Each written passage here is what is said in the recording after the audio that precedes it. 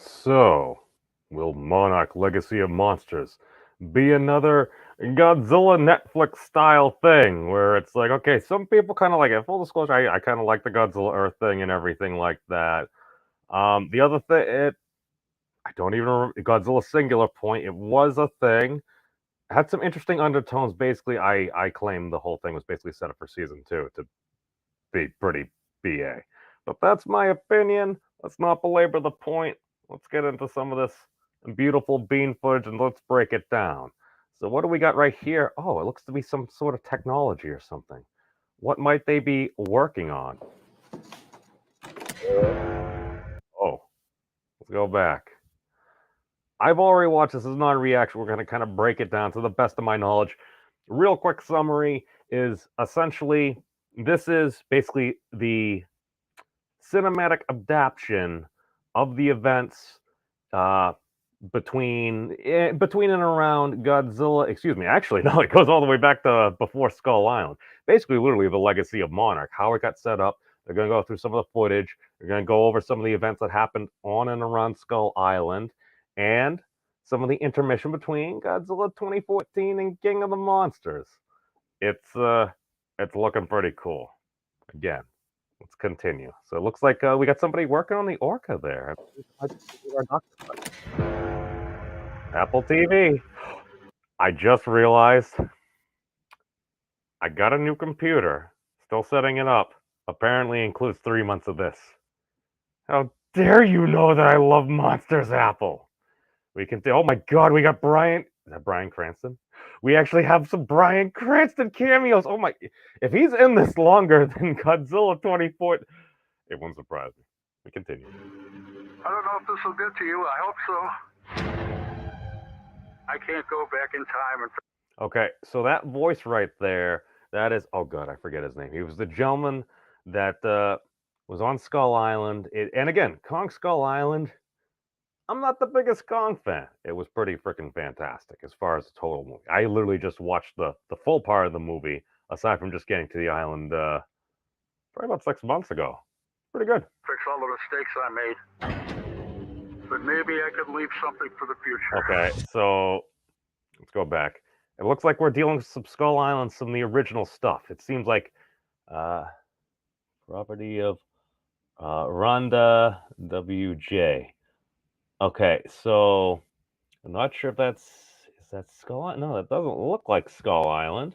That looks like they have some other territory because we're going to get into it further in the trailer. We actually see some of what's actually going on. I think we actually see Ray Sarazawa and stuff. So they actually start to flesh out a lot of things that seem to have been missed. So let us continue on. Okay, we still got some maps. I love this. You just look out in the distance. It's, as we can see here, it looks like these are some Navy folks here. I'm going to make the assumption, given the time period, this is somewhere in the Pacific Ocean. I don't think it's California. It's probably more likely Hawaii or some of the islands within the Ring of Fire of the Pacific. Because you look on there, oh, who could that be? That looks like the G-Man right there. I love the homage that they're doing to like Jaws and everything. Just because, as a Massel born and raised, that movie terrified me. I'm still afraid of the water in the ocean. Let us continue. A legacy. Oh, looks like he's on Skull Island there. The world is on. Okay, yeah, the world is on fire. As we can see here, shots from the greater LA area. Yeah, the Golden Gate Bridge is completely total and everything. So this looks to be after Godzilla versus the Muto battle back in 2014. Yep, come on. Fire. I decided to do something about it. So that looks like a younger version or something. I was terrible with the human characters there. I mean, go figure.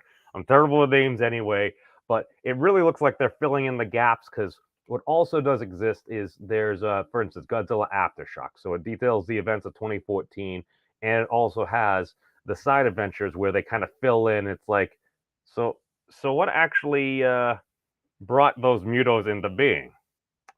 It was the Muto Prime.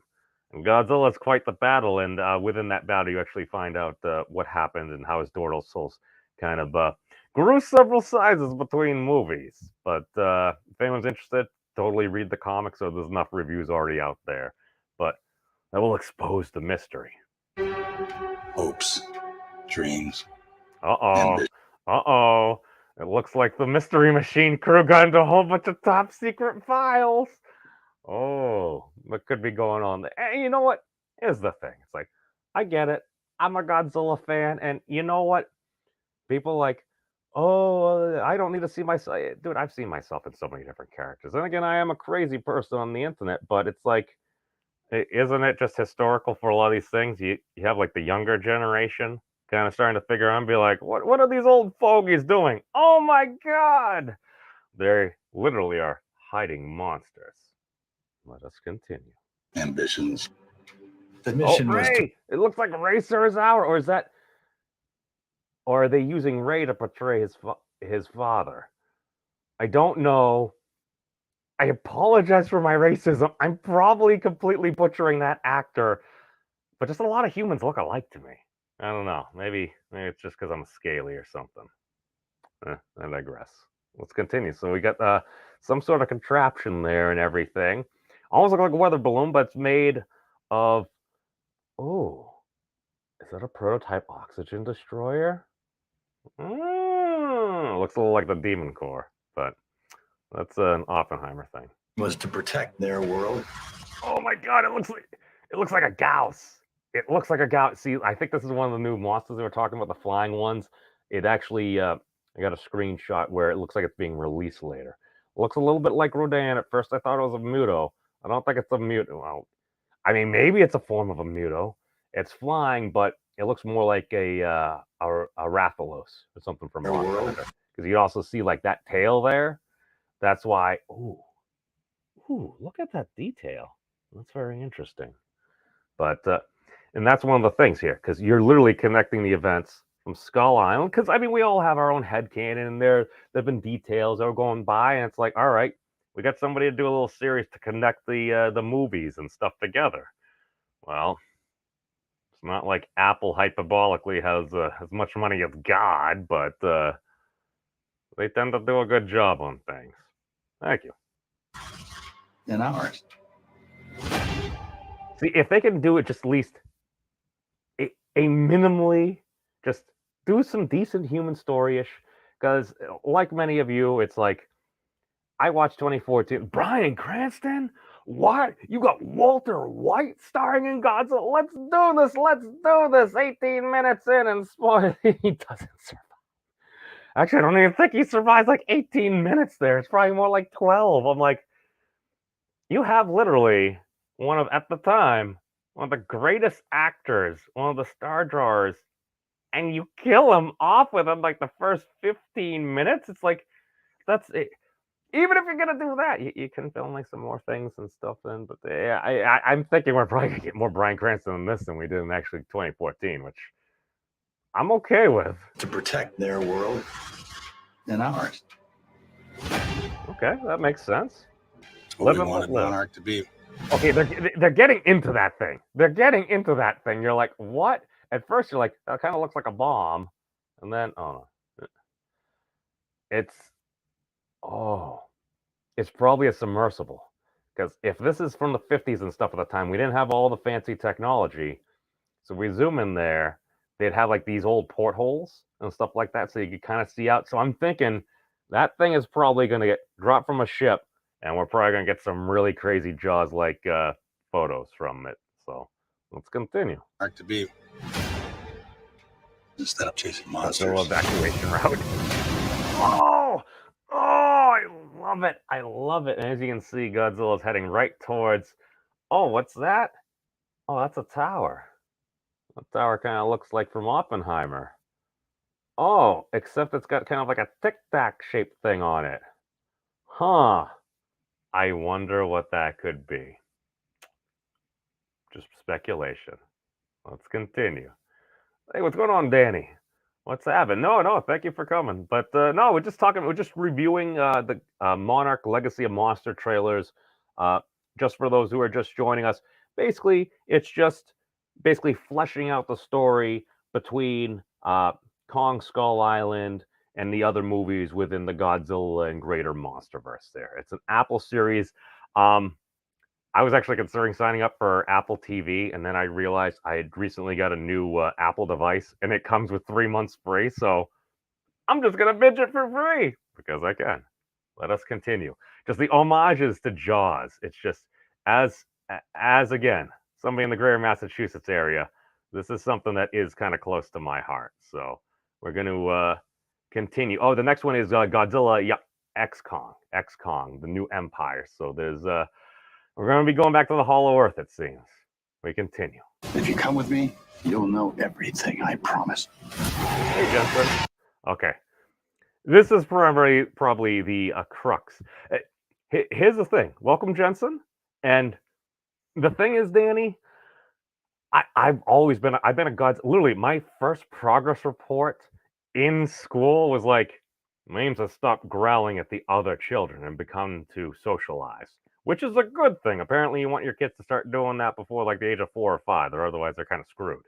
I'm not a clinical psychologist. It's Professor Peterson et al. But my big thing is, in Godzilla versus Kong, I found myself cheering for Kong because it was kind of like the underdog thing. Like, he's like swinging through the city, doing all these crazy things. I'm like, I found myself cheering for him just because it's like, okay, it's like you're trying to do this, you're going through, and the way they handled it, it's like I felt like it was respectful to what the situation was. Again, I am totally biased, and I also totally called it. A lot of other folks called it. It's like as soon as you see that mountain exploding, I'm like, isn't that what happened in like the first Godzilla versus no, excuse me, in Terror of Mechagodzilla? That's what they did. Because in the first Godzilla movie, we had a pseudo Godzilla show up with orange atomic breath that completely wrecked his buddy Anguirus and just started attacking the city for no apparent reason. And then the real Godzilla shows up and they have their battle and everything. So I'm like, of course, if someone's coming out of the mountain, it's got kind of like a different color. Of course, it's going to be Mechagodzilla. It turned out to be right. A lot of other folks conjectured that as well. But dude, Skull Island was probably the best put together movie, just from the MonsterVerse. And I say that as a Godzilla fan, just as a total movie. Even if I like Godzilla more, because it's a standalone. It's standalone. It does well, and it sets up everything else. So, touche there. They continue with our shark-like kaiju. If you come with me, you'll know everything, I promise. Here we go. Okay. So that right there, I'm unsure. I'm pretty sure that's the Muto Prime. It's hard to see from like the undercarriage level here. I mean, that could actually be a Spiga, one of the giant spiders, or from like, was it Godzilla? Oh, Son of Godzilla? I think it was Son of Godzilla. They fought a Spiga, giant spider, but also, or maybe it was one of the other. It could actually be another monster too, because they did have some of those other monsters legs like that, which now I'm thinking it might actually be more of there. It could be the Muto. It's hard to tell because they only give you just this real quick thing here. Hold on. I'm going to lower the volume. We'll play it. We'll play it at a quarter speed. So let's see if we can't pick up anything. All right. That almost makes me want to think it's the Muto there, just because you got to look at the head. And it's hard to... all right, let's see. Ooh. See, that's a tough one, because the Muto Prime is typically more defined by, it's got more things on its back. This right here is looking more kind of like a spider creature to me. That kind of breaks out, and then again we see our good friend on one of his first treks. It looks like the Skull Island running through, and then we have one more monster escaping. He's looking back. This is the flying monster, because if you look there, you see that, you can see the same texture and stuff on the wings. So I believe a couple of channels have probably covered this, and I know there's been some different leaks and stuff like that. I don't really care. If that's something you're into, I just kind of look to see what's in the general discourse, and okay, yeah, we got our buddy busting right out there. Groovy. All right, we'll put it back to normal, and we'll turn the volume on. Hey, what's going on, Snacks? How are we doing? Godzuki. Oh, dear God. Godzilla. Dun, dun, dun, Godzilla. Dun, dun, dun, and Godzuki. Hey, who doesn't need a little comic relief in the form of Denver? Oh my God, I think that's where they got the model for Denver, the Last Dinosaur from. They literally just took away his wings, and you literally have Godzuki. I love both of those shows. I'm sorry, I'm a nerd. We continue. Okay, so we have our big ship. We have that big ship that somehow ends up, like we remember back in Godzilla 2014, um, happens to be kind of suspiciously in an area or something. That's where they find Dagon, Godzilla's ancestor, that basically the Muto Prime uh, defeated and jabbed with those cocoons. So with like those little Muto inserts there, that led to the male and the female Muto that we have that Godzilla dispatched in 2014.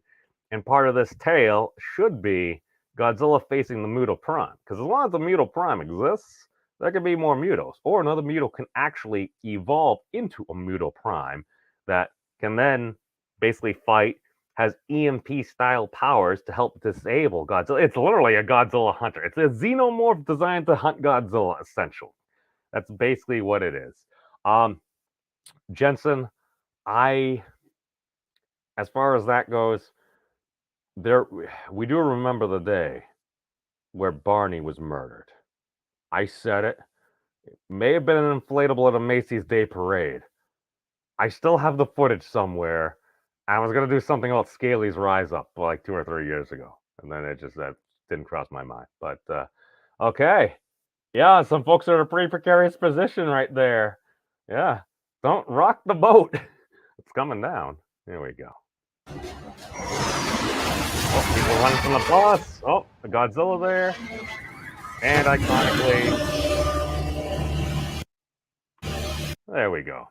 That's the shot that we had been teased with and everything, and of course, based upon everything here, I mean that just looks like Godzilla from 2014 passing by the Golden Gate Bridge, gets hit with a couple of missiles, isn't too happy about letting everything know that he's raging. But remember, Godzilla occasionally touches grass.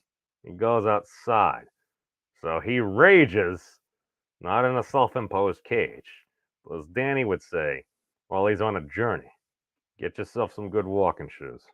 It's gonna be a rough one. And you get some new shoes and boots as well. We continue and wrap up. Monarch, Legacy of Monsters. Oh, on Apple TV. Groovy. Yeah, well, that's basically it. So, long story short, it's basically going to flesh together in a cinematic universe the events involving Monarch, Skull Island, Godzilla 2014, going up through Godzilla King of the Monsters. So basically, that's all we got. But hey, thank you all for joining. Have a good day at work. Danny, we'll catch you later, Jensen. We'll catch you around, Snacks. Maybe pop on next time. But yeah, that's all I got for right now. So peace out, everybody. Take care of yourselves. That was a good one. It's a wacky and wild world out there. But hey, it's a decade of the Kaiju, I claim. Peace out, everybody.